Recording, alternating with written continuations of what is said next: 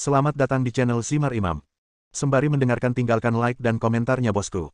Jangan lupa pasang headset kalian. Siapkan pancing dan umpan. Mari kita mancing, semoga dapat ikan. Kembalinya sang raja. Bab 625. Bersandar di sofa, Su Chen tampak tidak peduli. Apa yang telah terjadi? Menurut rumor yang beredar, sepertinya ada pergerakan di dunia seni bela diri kuno, dan seseorang telah datang ke dunia sekuler. Apakah ada seseorang dari dunia seni bela diri kuno? Su Chen sedikit mengernyit, merasa masalah ini memang menarik. Dia telah bepergian ke seluruh dunia sebelumnya, dan dia tidak tahu banyak tentang dunia seni bela diri Tiongkok. Dalam dunia seni bela diri Tiongkok, dunia seni bela diri kuno adalah eksistensi yang mandiri, dan masyarakat di sana sangat berbeda dengan masyarakat sekuler. Baik itu cara bercocok tanam maupun kebiasaan hidup, semuanya sama seperti zaman dahulu, mempertahankan gaya paling orisinal. Di dunia seni bela diri Tiongkok, banyak sekali praktisi seni bela diri yang bermimpi suatu hari nanti bisa menginjakan kaki di dunia seni bela diri kuno dan berlatih di sana. Namun dalam 100 tahun terakhir, hanya 4 orang yang mampu memasuki dunia seni bela diri kuno. Mereka adalah nenek moyang dari 4 gunung terkenal, dan justru karena alasan inilah. Ketika mereka memasuki dunia seni bela diri kuno, 4 sekte besar seperti Gunung Qiyun, Gunung Longhou, Gunung Wudang, dan Gunung Qingcheng menjadi terkenal di dunia seni bela diri Tiongkok, dan sangat sedikit orang yang dapat menandingi mereka. Jika tidak, 4 sekte besar tidak akan seperti sekarang ini. Dari mana kamu mendapatkan beritanya? Apakah itu dapat diandalkan? Su Chen bertanya dengan santai, seolah dia tidak menganggapnya serius. Ekspresi Ye Tianlang agak jelek. Setelah berpikir lama, dia berkata, "Guru, sebenarnya, tidak ada dasar khusus untuk masalah ini. Hanya saja orang-orang di seluruh dunia seni bela diri menyebarkan berita tentang hal itu, jadi saya datang ke sini untuk memberi tahu Anda." Su Chen tersenyum dan berkata, "Oke, mengapa Anda memberitahu saya tentang hal ini? Dunia seni bela diri kuno dan saya selalu berada di pemikiran yang sama. Bahkan jika mereka keluar secara paksa, itu tidak ada hubungannya dengan saya. Tuan, masalah ini mungkin ada hubungannya denganmu. Apakah ini ada hubungannya denganku? Menurut informasi yang kami peroleh dari penyelidikan kami, tujuan dari sosok misterius itu mungkin memiliki 2 tujuan. Pertama, dia ingin merekrut murid yang cocok di sini dan membawa mereka kembali ke sekte mereka di dunia seni bela diri kuno untuk pelatihan. Kedua, dia ingin mencari balas dendam. Saya tidak ada hubungannya dengan dunia seni bela diri kuno mereka, tetapi mereka sebenarnya ingin datang kepada saya untuk membalas dendam. Orang-orang itu pasti sudah gila. Tuan, Anda mungkin tidak mengetahui sesuatu, tolong dengarkan saya perlahan." Ye Tianlang berhenti dan melanjutkan. "Saya mendengar bahwa orang yang keluar dari dunia seni bela diri kuno kali ini bernama Zhao Tianren. Dia sekarang belajar di bawah pavilion Xixiang di dunia seni bela diri kuno. Selain itu, dia juga memiliki identitas penting. Sebelum memasuki dunia seni bela diri kuno dia adalah kepala sekolah generasi ke-16 Gunung Longhou, dan Zhang Daotian, yang dibunuh oleh Anda sebelumnya, adalah kepala sekolah generasi ke-19 Gunung Longhou, dan dapat dianggap sebagai leluhur mereka." Su Chen tersenyum, ekspresi wajahnya sangat menarik. "Menurut apa yang kamu katakan, Zhao Tianren keluar kali ini hanya untuk membalas dendam padaku. Kamu bisa mengatakan hal yang sama. Kau tahu di mana dia, aku akan menemui lelaki tua itu." Su Chen berkata dengan tenang, sama sekali tidak menganggap serius Zhao Tianren. "Tuan, keberadaan orang-orang di dunia seni bela diri kuno tidak menentu. Kami hanya mendengar sedikit gangguan. Belum lagi kami, bahkan seluruh dunia seni bela diri tidak tahu di mana dia berada. Dia adalah nenek moyang Gunung Longhou, jadi dia mungkin bersembunyi di sana. Kami juga pergi ke sana untuk menanyakan sebelumnya, tapi kami tidak bisa mengetahui keberadaannya. Adapun di mana dia menetap, kami tidak bisa memastikannya. Tidak masalah jika dia belum ditemukan. Aku akan menunggu dia datang. Saya kenal guru. Saya akan terus menyelidikinya. Jika ada masalah, saya akan melaporkan kepada Anda sesegera mungkin. Oke, kerja keras. Ya, inilah yang harus saya lakukan." Keesokan paginya, saat langit cerah, Lin Ruohan masih tertidur di tempat tidur. Mungkin dia terlalu lelah karena kerja keras kemarin. Su Chen menepuk Lin Ruohan beberapa kali, tapi dia tidak bangun. Ia terus bergesekan di sana, tanpa ada niat untuk bangun. Melihat dia tidak bangun, Su Chen tidak tega meneleponnya lagi. "Bagaimanapun, ini adalah perusahaan saya sendiri, dan saya tidak kekurangan uang, jadi tidak perlu berangkat kerja tepat waktu setiap hari." Dering, dering, dering. Tepat ketika Su Chen hendak tidur siang lagi, dia menemukan ponsel Lin Ruohan berdering. Dengan rambut halus di kepalanya, Lin Ruohan pergi ke samping tempat tidur untuk menyentuh ponselnya dengan bingung. "Ayah, ada apa? Ayah meneleponku sepagi ini. Jam berapa sekarang? Kalian berdua tidak berangkat kerja pagi ini?" Di ujung lain telepon, Lin Tongwei berkata dengan heran. "Saya paling mengenal putri saya. Selama bertahun-tahun, dia sepertinya tidak pernah terlambat. Mengapa dia jatuh ke dalam kebobrokan begitu dia menikah? Saudara Chen dan saya baru saja kembali dari Selandia Baru. Kami kelelahan setelah seharian bekerja kemarin. Oke, cepat bangun dan bersihkan. Kakak iparmu sudah pergi ke tempatmu. Kamu dan Xiao Chen akan menerimanya nanti. Apa? Kakak iparku ada di sini. Lin Ruohan duduk dengan suara keras, seolah dia mendengar sesuatu yang sensasional. Adik iparmu mengetahui tentang pernikahanmu. Dia sudah lama marah di sana, mengeluh karena aku tidak memberitahunya sebelumnya. Sekarang dia bergegas ke tempatmu. Aku ingin melihat bagaimana keadaan Xiao Chen. Kalian berdua tidak boleh tidur. Bangunlah dengan cepat. Oh, aku mengerti, aku akan bangun sekarang. Setelah menutup telepon, Lin Ruohan buru-buru turun dari tempat tidur, dan bahkan mengusir Su Chen dari tempat tidur. Kakak Chen, cepat bangun dan bersihkan, kakak iparku akan datang. Adik iparmu. Su Chen hanya memiliki sedikit kesan terhadap saudara ipar Lin Ruohan. Keluarga mereka selalu tinggal di daerah pesisir, dan latar belakang keluarga mereka juga sangat baik. Ketika Lin Tongwei terjun ke dunia bisnis, saudara iparnya memberinya banyak nasihat, yang membantu Lin Tongwei menghindari banyak jalan memutar. Karena alasan inilah hubungan kedua keluarga selalu sangat baik. Lin Ruohan dan adik iparnya juga sangat dekat. Karena kakak iparnya akan datang, Lin Ruohan berdandan 2 kali lebih cepat. Mereka berdua baru saja selesai berdandan ketika mereka melihat seorang wanita mengenakan rok selutut berdiri di depan pintu, dengan topi jerami di kepalanya, tampak seperti wanita sempurna. Wanita itu tampaknya berusia awal 40-an, dan karena dia terpelihara dengan baik, dia terlihat sangat muda. Dan wanita ini adalah saudara ipar Lin Ruohan, Lin Fanghua. Kakak ipar, ketika kamu datang ke Songhai, kenapa kamu tidak memberitahuku terlebih dahulu agar aku bisa menjemputmu? Melihat Lin Fanghua, Lin Ruohan menyapanya dengan antusias dan memeluknya erat. Kamu berani mengatakan itu, tapi aku hampir membuatmu marah. Ada apa, kakak ipar? Kamu marah sekali. Kamu bahkan tidak memberitahuku tentang hal besar seperti menikah terlebih dahulu. Apakah kamu masih menjadikan aku sebagai saudara iparku? Ibumu pergi lebih awal, dan aku telah melayanimu selama bertahun-tahun dengan sia-sia. Lin Fanghua memarahi. Bab 626. Lin Ruohan tersenyum, merasa sedikit bersalah. Pada tahun-tahun awal, ayahnya sibuk dengan urusan bisnis dan tidak punya waktu untuk mempedulikannya. Kakak iparnya mengurus segalanya dalam hidupnya. Sekarang saya sudah mendapatkan sertifikat secara diam-diam, wajar jika adik ipar saya marah. Adik ipar, alasan utamanya adalah kami baru menerima akta dan belum melangsungkan pernikahan, jadi saya tidak memberi tahu Anda. Kalau begitu, biarkan aku datang dan memeriksanya untukmu. Apa yang ayahmu ketahui tentang hal sebesar itu? Ya, kakak ipar, cepat masuk, jangan bicara di depan pintu. Setelah masuk, Lin Fanghua segera melihat Su Chen. Awalnya dia masih sedikit marah, namun setelah melihat penampilan tampan Su Chen, amarahnya langsung mereda. Jangan melihat kondisi lainnya, tapi penampilan ini cukup cocok untuk Xiao Han mereka. Apakah kamu Su Chen?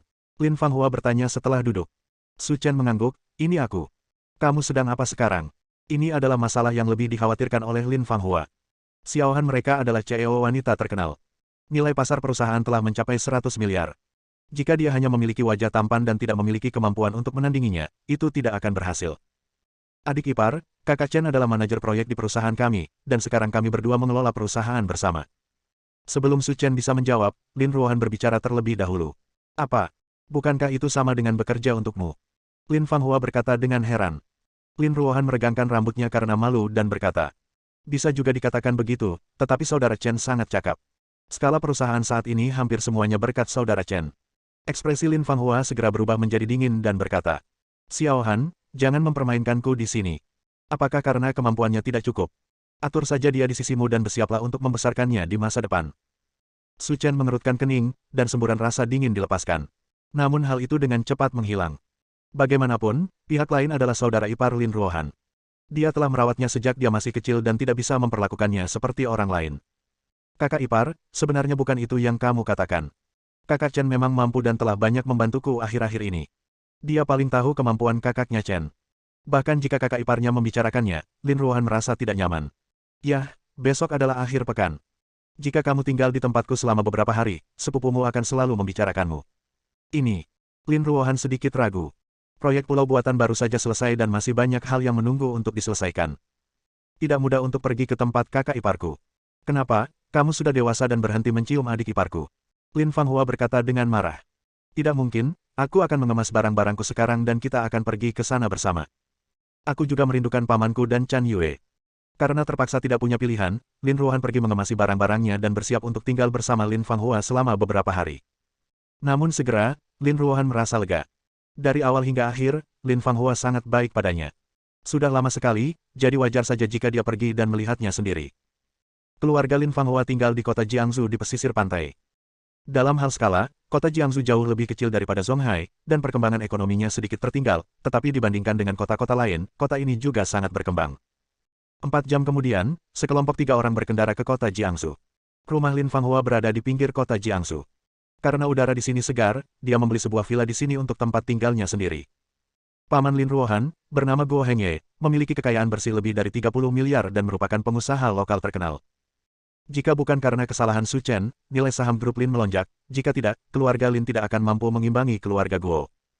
Setelah memarkir mobil, sebelum mereka bertiga bisa memasuki pintu, mereka melihat seorang gadis muda dengan kuncir kuda berlari keluar dari villa. Gaun gadis itu sangat segar dan indah, dia mengenakan celana pendek denim biru, memperlihatkan pahanya yang halus dan ramping, yang sangat menarik untuk dilihat. Nama gadis itu adalah Guo Chanyu, dia adalah putri Lin Fanghua dan sepupu Lin Ruohan. Sepupu, kita sudah lebih dari setahun tidak bertemu.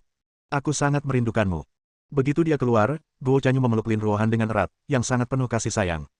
Perusahaan sudah sibuk sebelumnya. Begitu saya punya waktu, saya akan datang, kata Lin Ruohan sambil tersenyum. Dia juga tampak sangat senang melihat Guo Chanyu.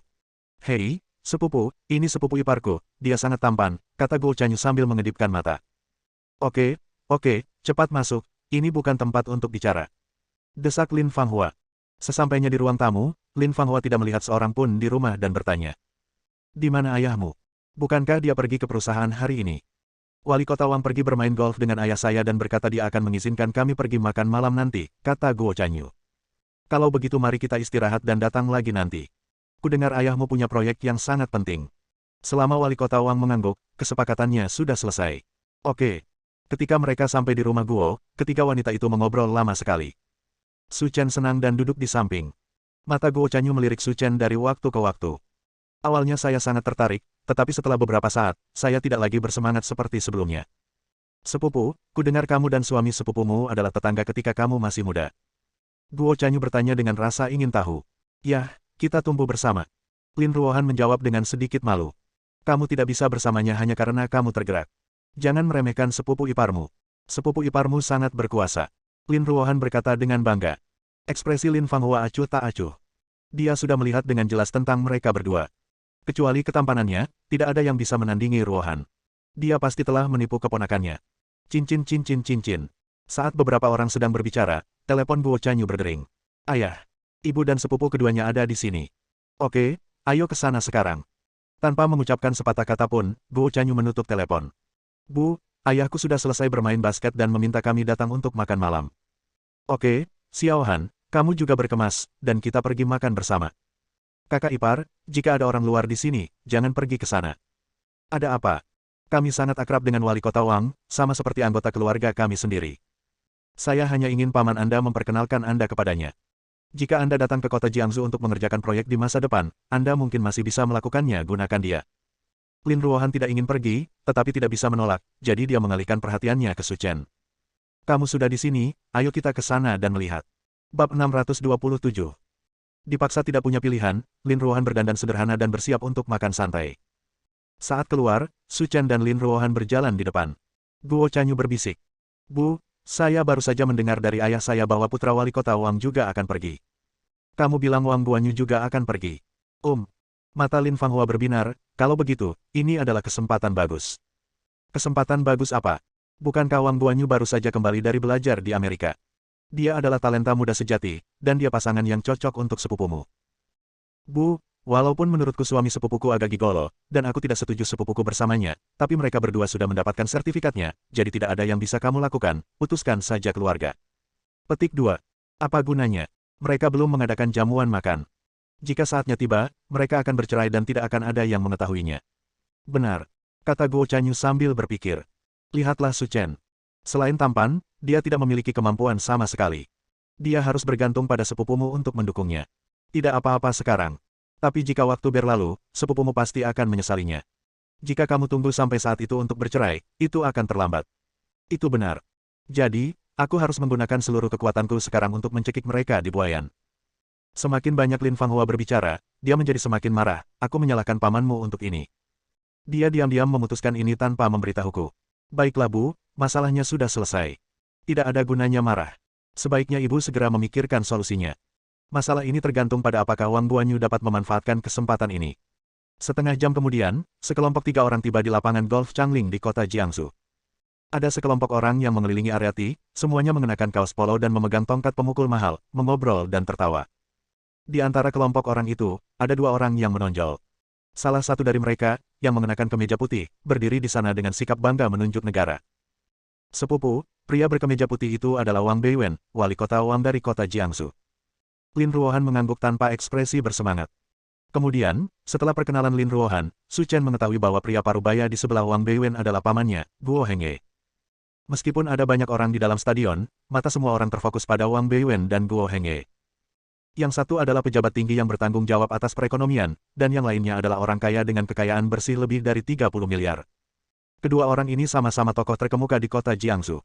Mereka berdua sedang bermain bola di sini, dan pengusaha lain hanya bisa melihat dan menyukai mereka. Memang benar seekor harimau punya ayah tapi tidak punya anak. Tuan Guanyu, dia baru saja membuat birdie, 1 pukulan di bawah par. Sungguh menakjubkan. Saya sudah bermain golf selama lebih dari 20 tahun dan saya belum pernah mendapatkan hasil seperti itu. Sungguh malu. Paman Li, sama-sama. Saya hanya beruntung. Mendengar suara beberapa orang, Su Chen dan Lin Ruohan memperhatikan orang yang berdiri secara diagonal di depan Wang Beiwen. Tinggi dan tampan, dia dikenal sebagai Raja Intan di kota Jiangsu. Sepupu, orang itu bernama Wang Guanyu. Dia adalah putra wali kota Wang. Dia baru saja kembali dari belajar untuk gelar doktor di Amerika Serikat. Dia sangat berkuasa. Tanpa disadari, Guo Chanyu memperkenalkan banyak hal tentang Wang Guanyu, namun Lin Ruohan tidak terlalu tertarik. Tidak menganggapnya serius. Ternyata dia tidak mau berhubungan dengan hal-hal ini, dan sekarang setelah dia menikah, dia bahkan semakin tidak mau berhubungan dengan apa yang disebut talenta muda. Hei, Lao Guo, saudara-saudaraku ada di sini, cepat masuk. Wang Beiwen berkata sambil tersenyum. Melihat Lin Fanghua datang, Guo Hengye berjalan mendekat sambil tersenyum.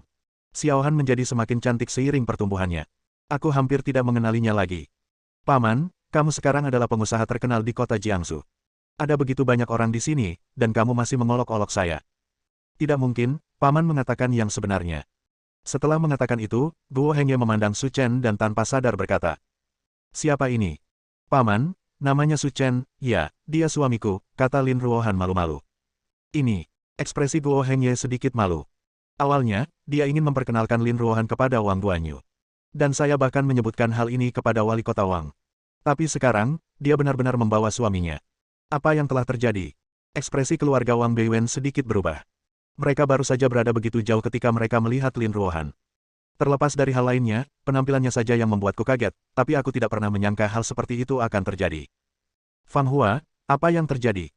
Aku pernah mendengar orang tuamu Guo berkata sebelumnya bahwa keponakanmu masih lajang. Mengapa dia menikah sekarang?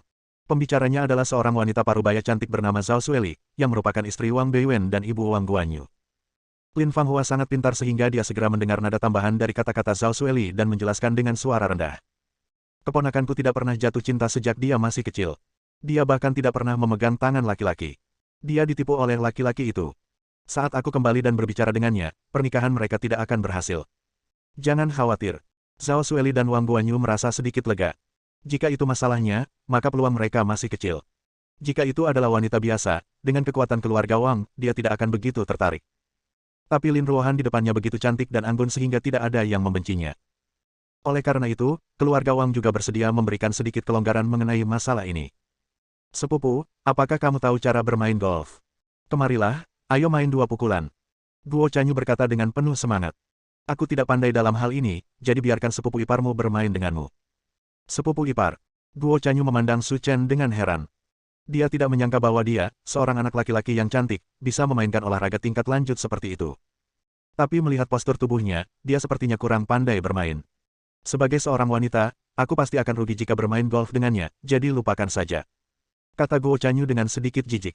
Dalam olahraga golf sebenarnya tidak banyak perbedaan antara pria dan wanita. Hanya saja Guo Chanyu tidak ingin bermain dengan Su Chen.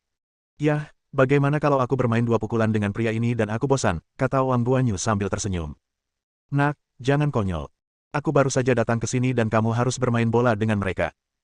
Bukankah sudah jelas aku tidak bisa turun dari panggung? Terutama karena aku bosan, biro hiburan hanya ingin bersenang-senang. Tuan Guanyu, Anda harus lebih berhati-hati. Anda bisa membuat birdie dengan santai. Kebanyakan orang tidak bisa mengalahkan Anda. Jangan katakan itu. Pihak lain belum mengatakannya, apakah kamu berani bermain-main denganku? Wang Guanyu berkata sambil tersenyum. Lin Ruohan mengalihkan perhatiannya ke Su Chen, saudara Chen. Karena dia ingin bermain, dia bisa bermain dan menghabiskan waktu saja. Saudara Guanyu sangat baik. Pernahkah kamu mendengarnya? Dia baru saja membuat birdie. Bab 628. Untuk itu hanya birdie. Su Chen berkata dengan tenang. Dahi. Wajah semua orang merasakan sakit yang membakar.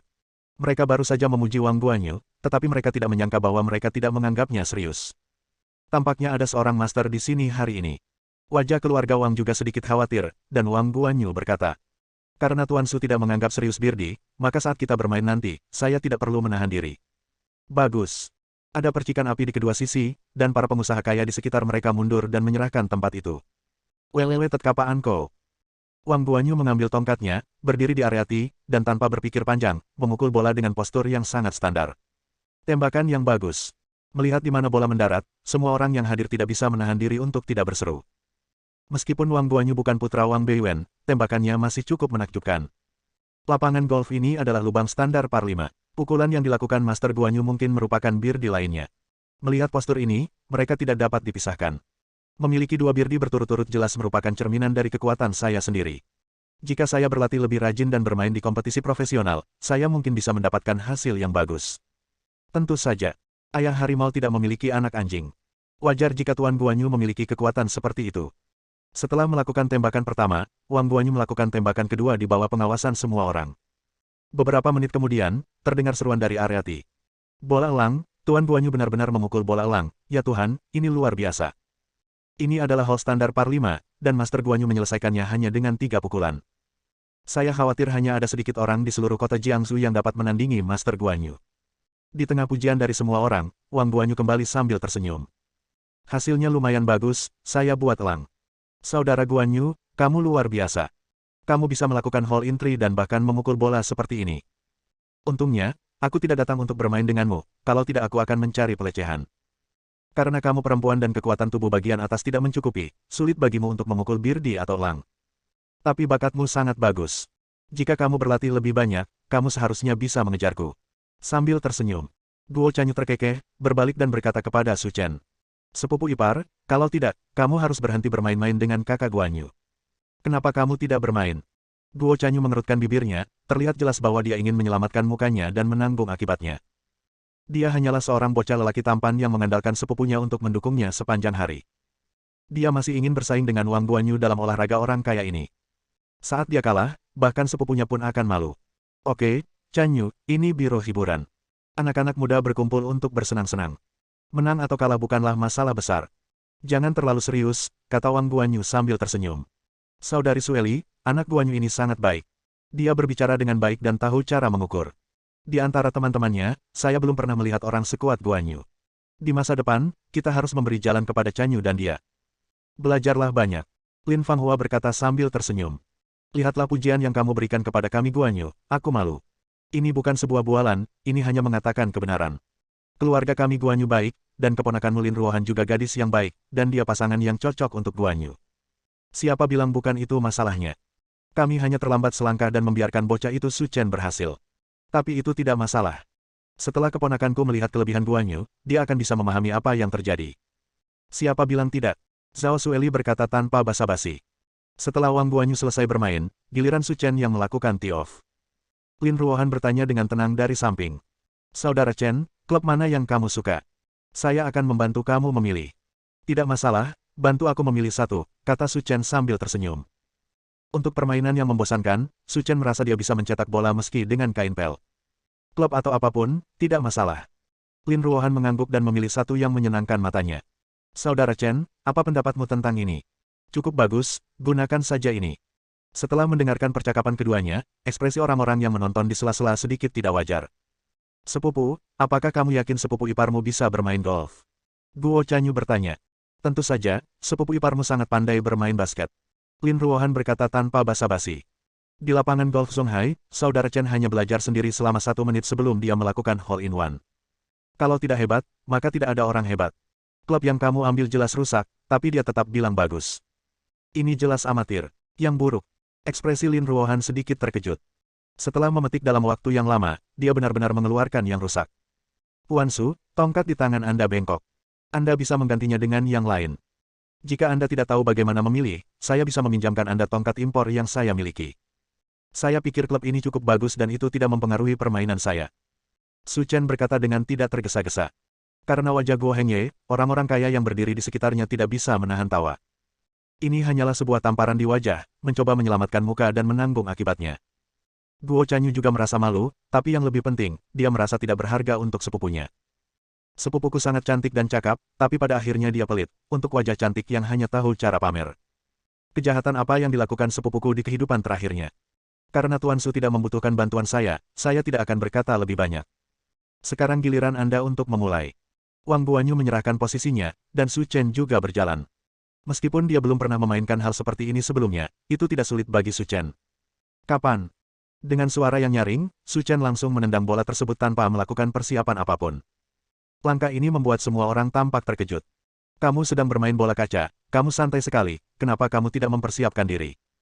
Jika situasi ini terus berlanjut, meskipun Anda melakukan 100 pukulan, Anda mungkin tidak dapat mencetak gol. Lao Guo, aku tidak memberitahumu, pacar yang ditemukan keponakanmu sebenarnya tidak begitu bagus. Dia bahkan tidak tahu keterampilan dasar bermain bola, tapi dia berani untuk maju dan berkompetisi. Memang benar anak sapi yang baru lahir adalah tidak takut pada harimau. Wang Beiwen berkata sambil tersenyum. Saudara Wang, sebuah lelucon. Ekspresi Guo Hengye canggung, dan ekspresi Su Chen juga tampak sedikit tidak ramah. Perilakunya tidak hanya memalukan bagi dirinya sendiri, tetapi juga bagi seluruh keluarga Guo. Itu hanya omong kosong. Ledakan. Setelah Su Chen menendang bola, bola putih membuat lintasan sempurna di udara dan mendarat dengan akurat di pintu masuk lubang. Bersambung.